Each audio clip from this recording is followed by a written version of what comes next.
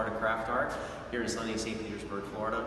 I'm very fortunate to be on the board of directors. I'm our board president, and I also have dabbled in clay. And I'm here to give a quick demonstration on what I do on the wheel in preparation before, and we're going to make a bowl. So I start off by taking a ball of clay, and then take the clay and I wedge it on a wedging board. It's a board stretched with canvas, and I'm kneading the clay like dough.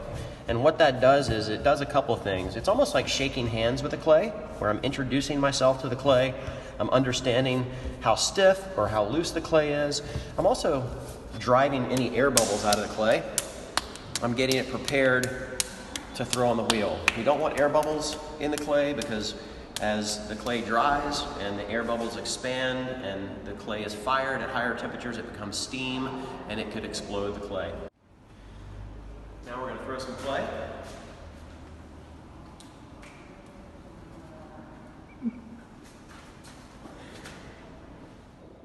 And they call it throwing because in English language, throwing clay on the wheel, it also means to twist or to turn.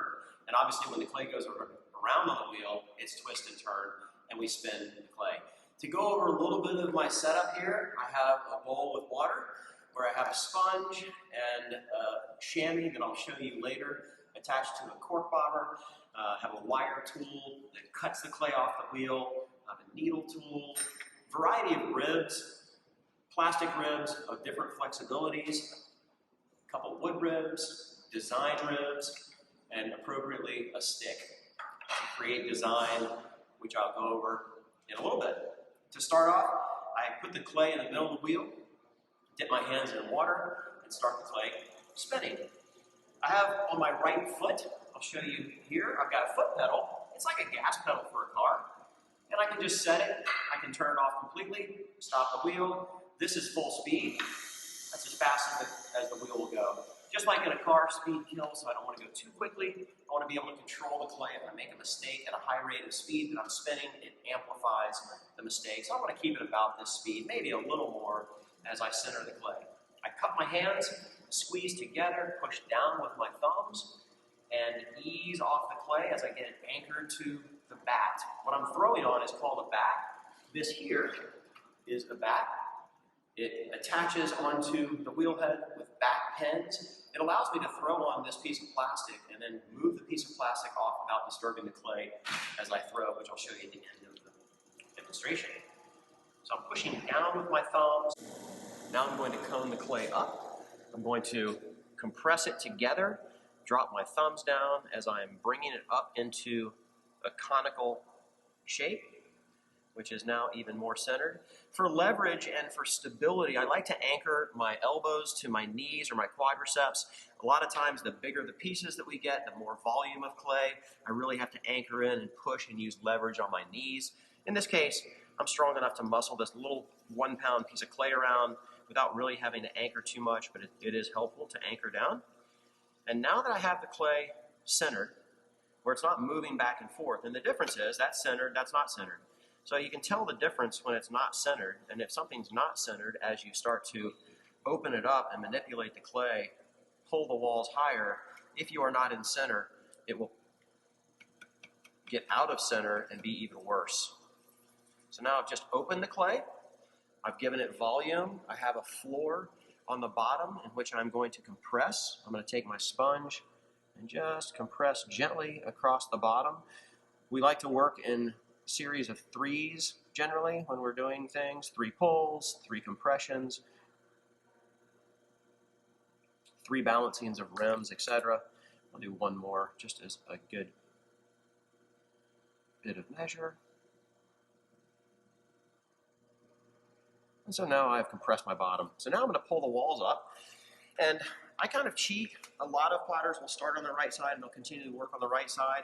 I speed things up by cupping my hands over, and I pick up, and my first pull, I pull with both of my thumbs and the outside bottom heel of my hand.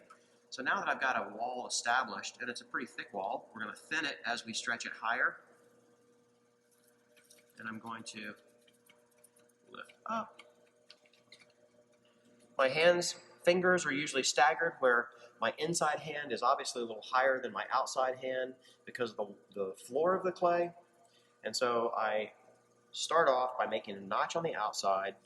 I take my sponge, I'm pushing out on my inside hand and in on my outside hand, and I'm pulling up and easing off the pressure as I get to the rim. If my rim is a little out of balance, I can take my sponge, curl it over the rim, and compress, and that smooths and levels the rim out and gets it back into center if it was out of center. For example, out of center, back in center. So part of the process of throwing and so many things with life, correcting your mistakes as you go along is the best way to learn. As you are throwing on the wheel and making mistakes, as you correct them, you're learning with each correction. And so then, eventually you don't make those mistakes as you go through the process. I'm making my final pull on the wall, and I'm stretching the clay higher. You can see my concentric throw rings in the outside. That's just the pressure of my fingers. And I will erase those throw rings right now with the tool that I showed you a little earlier, a wooden rib. I will take my rib to smooth these concentric throw rings, which are kind of like tree rings, growth rings in a tree. They are formed with the process of pulling the wall up and compressing the clay as I'm raising it taller and taller. So I'm pushing in with the rib and out with my inside hand. Just to get rid of those, I will do a final touch-up, and you can see the buildup on the rib where it has removed some of the outside memory of the clay and the voice that the clay had on the outside, starting with a blank slate now. Now I will create a foot in the bottom of the pot. So the foot is like our body. It's what the clay and the pot stands on for obvious reasons. And so in making the foot, I'm going to use this notch, and I'm going to take it and apply it to the bottom of the piece, press in as the clay spins around, and I've now created a predetermined foot at the bottom. Just a little extra design.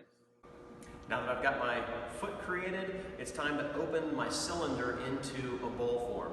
And simply done with this rib, as I put it inside and open it up. Here we go.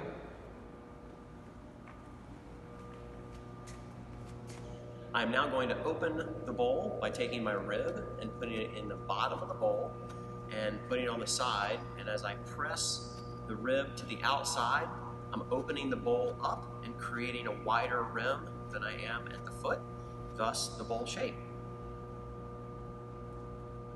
And now we have a bowl.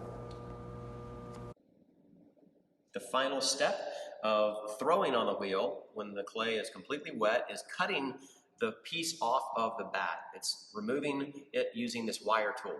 So I take it, push it against the bottom of the wheel head or the bat, and I pull towards me quickly, and I have cut the piece off. That allows the piece to dry while separated from the bat itself, and it doesn't stick and it won't warp and crack and pull the clay unevenly.